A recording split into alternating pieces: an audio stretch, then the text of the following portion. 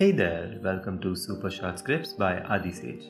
This video is a quick intro to my new add-on, Handy Tools. No matter what you use Blender for, Handy Tools will help you get your work done quickly and efficiently. Let's have a look at how it works. First, you must download the add-on.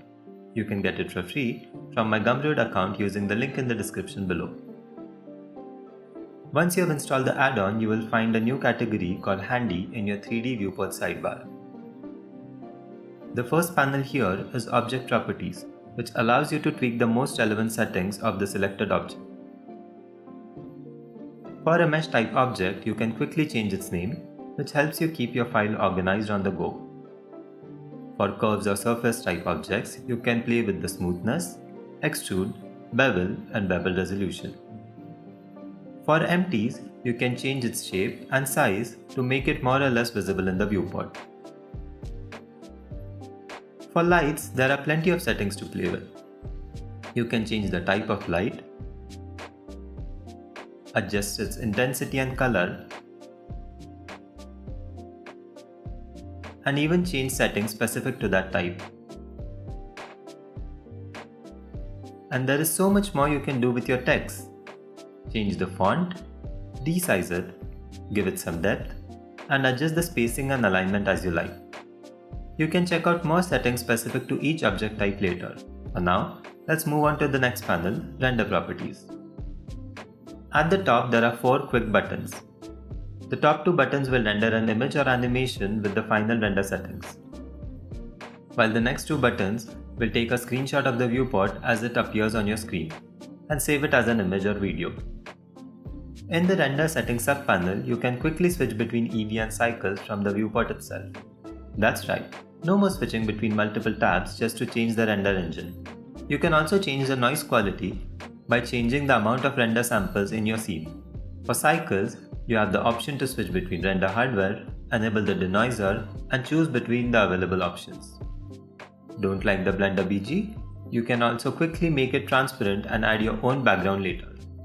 Output settings is where you change the resolution of your project, the frame rate, and the frame range. You can take quick preview renders by resizing the final output to a fraction of the final resolution, or do a selective region render as well. Finally, select the part to save your renders and you're good to go.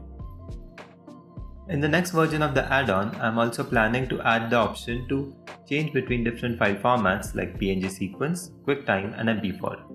If you'd like that, let me know in the comments and subscribe to stay in loop for more updates. In Viewport Display, there's an option to toggle between viewport overlays. This is really handy for viewport renders or if you prefer to work in a cleaner environment. The Simplify option, for those who don't know, is a real lifesaver when it comes to optimizing your file. To enable it, you must first go to the actual Render Properties tab and under the Simplify section, make sure the max subdivision is set to 0. You can also explore the other settings available here on your own. Now when you turn on the Simplify option, you can see that Blender automatically reduces the poly count by disabling all the subdivision modifiers in the scene. This is extremely useful to optimize the file and speed up your workflows.